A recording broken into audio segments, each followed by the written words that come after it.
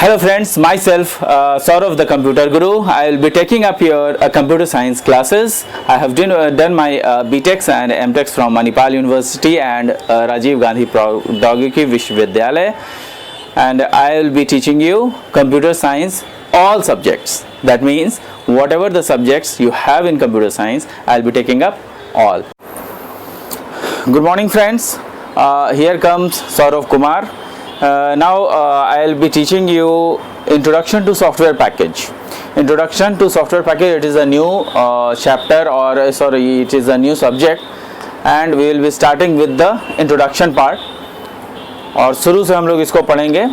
और ये जो सब्जेक्ट है सॉफ्टवेयर पैकेज, इसके बारे में मैं आपको बता दूं कि सब्जेक्ट बहुत टफ नहीं है, इजी है, लेकिन इसमें जो आपका लिखने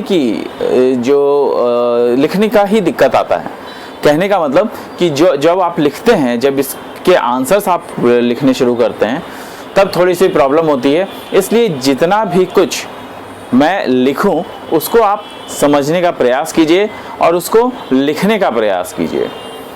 anyways, I will come to the point, that is introduction to software package. आपको किसमें पढ़ना है? Third semester computer science engineering में. Third semester computer science engineering में पढ़ना है. इसको शॉर्ट फॉर्म में बोलते हैं ITSP. ITSP इसलिए वो कहते हैं क्योंकि एक्चुअली ये इतना लंबा नाम जो है वो लोगों को थोड़ा सा याद नहीं रहता है. एनीवेज, तो इसमें इंट्रोडक्शन टू सॉफ्टवेयर पैकेज में आपको मतलब से ही समझ में थोड़ा थोड़ा आ रहा होगा कि कौन सी चीज़ को पढ़ना है. मेन फोकस आपका क्या है? सॉफ्टवेयर पैकेज पे है. किस पे है? सॉफ्टवेयर पैकेज पे. और ये सॉफ्टवेयर पैकेज होता क्या है? तो मैंने आपको कंप्यूटर फंडामेंटल्स में, जो आपने फर्स्ट सेमेस्टर और सेकंड सेमेस्टर में पढ़ा है, उसमें मैंने बताया भी है कि जो सॉफ्टवेयर पैकेज होता है वो सॉफ्टवेयर से ही निकलेगा. तो सॉफ्टवेयर क्या होता है ये मैंने बताया हुआ है आपको. अब ये चीज़ बताने के लिए आप देखिएगा कि पहले मैंने जो बताया था वो था डेटा. तो डेटा क्या होता है ये हमने बताया हुआ है. तो डेटा क्या होता है कि ये होता है रॉ फैक्ट्स. क्या होता है? रॉ फैक्ट्स, जिसको कि क्या बोलते हैं हम लोग? जिसको कि कहते हैं कच्चा तथ्य. तो इसमें क्या होता है कि कच्चा तथ्य में क्या होता है कि ये रॉ फैक्ट्स का मतलब ही है कि ये मीनिंगलेस है. क्या है? मीनिंगलेस है. और ये मीनिंगलेस होने के कारण क्या होता है कि आपका जो भी डेटा है वो जो आप लिखते हो, जैसे कि एग्जाम्पल में आप ले लीजिए A, B, C, 1, 2, 3, plus minus, multiplication, division. तो ये सब जो आप ले रहे हैं, ये आप अगर सिर्फ आपने कहा A, तो हम लोग इससे क्या समझेंगे कि ये क्या है? अल्फ़ाबेट है. क्या है? अल्फ़ाबेट. अगर ये इसकी बात करें तो ये क्या है? न्यूमरल्स है. क्या है? न्यूमरल्स. अगर इसकी बात करें तो ये क्या है? सिंबल्स हैं. ये सिंबल्स हैं. कहने का मतलब कि हमारे पास अल्फ़ाबेट है, न्यूमरल्स हैं, सिंबल्स हैं. लेकिन अगर मैं केवल A बोलूं तो आप इससे कोई इंस्ट्रक्शन, इंफॉर्मेशन आपको इससे नहीं मिलेगा. अगर मैं B बोलूं इससे भी कोई इंफॉर्मेशन नहीं मिलेगा. केवल आपको 1 बोलूं तो भी कोई इंफॉर्मेशन नहीं मिलेगा. मतलब आप सिर्फ ये समझोगे कि ये एक नंबर है, ये एक अल्फ़ाबेट है और ये एक सिंबल है. लेकिन ये ही जो आपके पास डेटा है, इसी डेटा को हम अगर क्लब कर दें, क्लब करने का मतलब मिला दें, और मिलाने का मतलब ये होता है कि जो भी आपका डेटा है उसको हम इस तरीके से मिलाएं कि वो एक फ्रूटफुल हमें आउटपुट दे. मतलब फ्रूटफुल हमें एक इंफॉर्मेशन दे. कहने का मतलब कि अगर मैंने ये लिखा A is equal to 3, B is equal to 6. Now what does it happen? It becomes an instruction to the computer. ये क्या बन जाता है? कंप्यूटर का इंस्ट्रक्शन बन जाता है. उसी तरीके से अगर b इज इक्वल टू 6 मैंने लिखा तो वो क्या बन जाता है, इंस्ट्रक्शंस टू द कंप्यूटर बन जाता है। तो ये इंस्ट्रक्शंस हैं, ये क्या हैं, इंस्ट्रक्शंस हैं। लेकिन जो पहले क्या थे, ये रॉ फैक्ट्स थे। अब ये देखिए कि a लिखा मैंने, फिर इक्वल टू लिखा और तब 3 लिखा, तब जाके ये इंस्ट्रक्शन बना। लेकिन अगर इसी चीज को हमने लिखा होता इज इक्वल टू 3a या फिर 3a इज इक्वल टू या फिर 3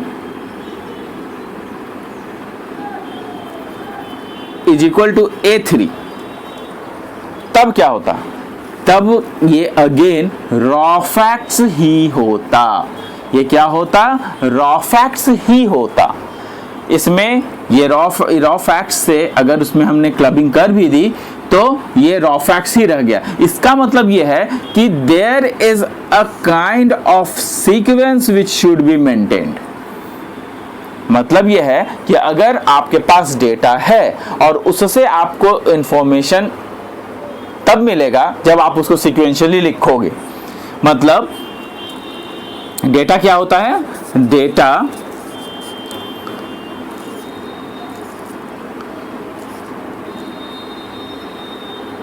it is a raw fact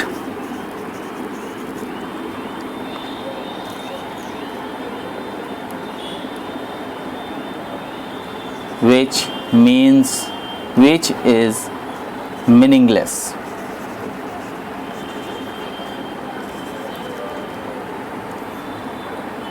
When these data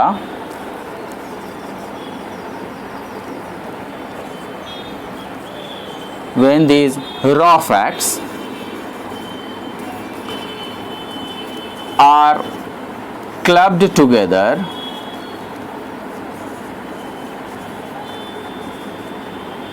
in a sequence, then it gives us instructions.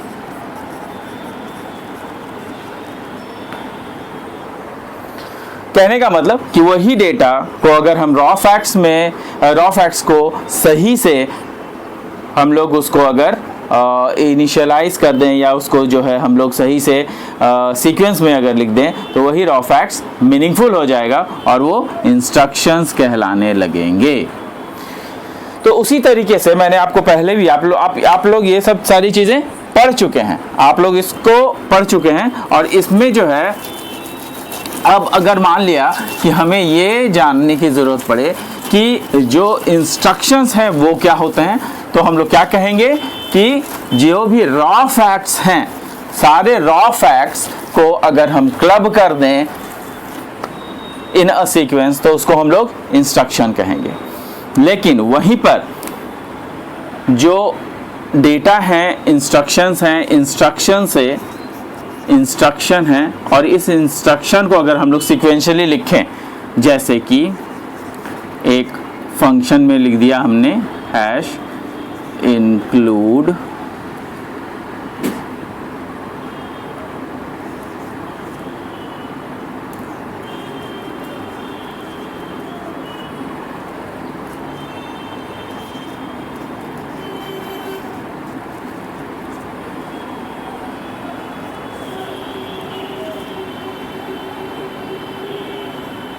ये अगर हमने लिख दिया है और इसमें a is equal to 2, b is equal to 3, c is equal to a plus b define अगर कर दिया हमने,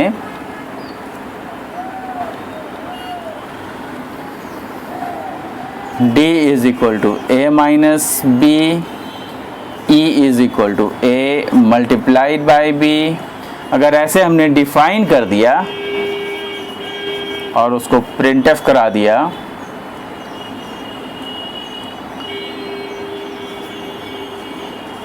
सम is equal to c subtract is equal to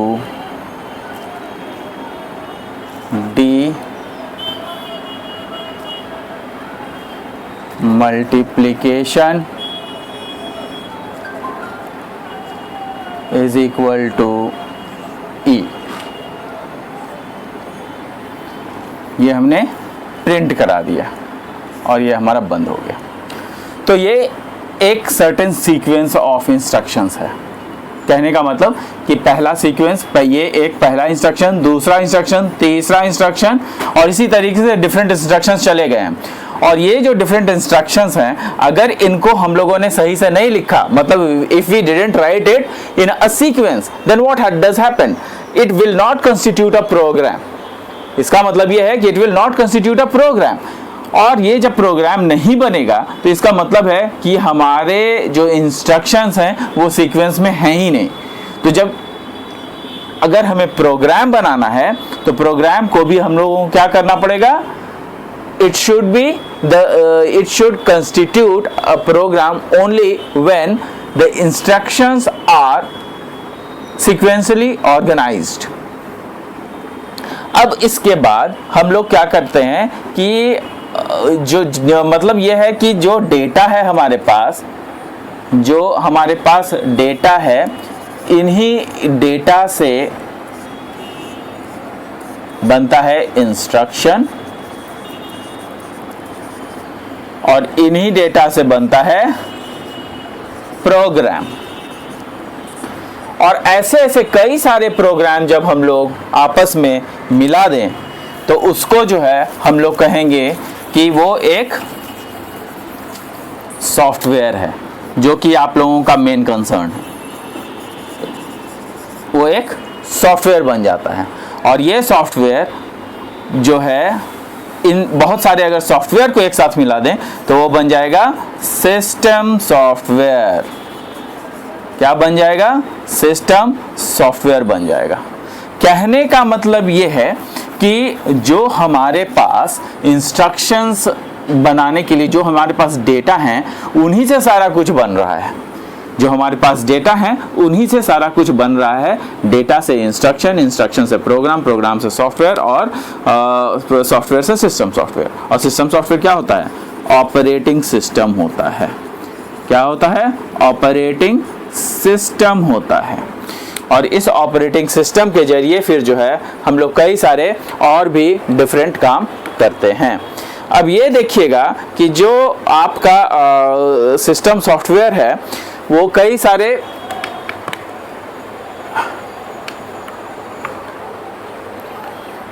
ये जो सिस्टम सॉफ्टवेयर है वो कई सारे सॉफ्टवेयर्स का समूह है। कहने का मतलब ये है कि जो सिस्टम सॉफ्टवेयर है वो कुछ और नहीं है बल्कि आपका डिफरेंट सॉफ्टवेयर का समूह है। तो ये जो सॉफ्टवेयर हैं ये भी सीक्वेंशियली, सब कुछ सीक्वेंशियली होना चाहिए। क्या होता है? सब कुछ सीक्वेंशियली हम लोग लिखेंगे। और जब तक हम लोग सीक्वेंशियली नहीं लिखेंगे तब तक कोई भी चीज़ हमें नहीं मिलेगा। तो this was the introduction class my friends. We will be continuing it in the next class. Hope you have understood it nicely and we will be taking different classes on mainly in 1 or 2 days. You will be getting my videos, so be ready. Have a good day. Thank you.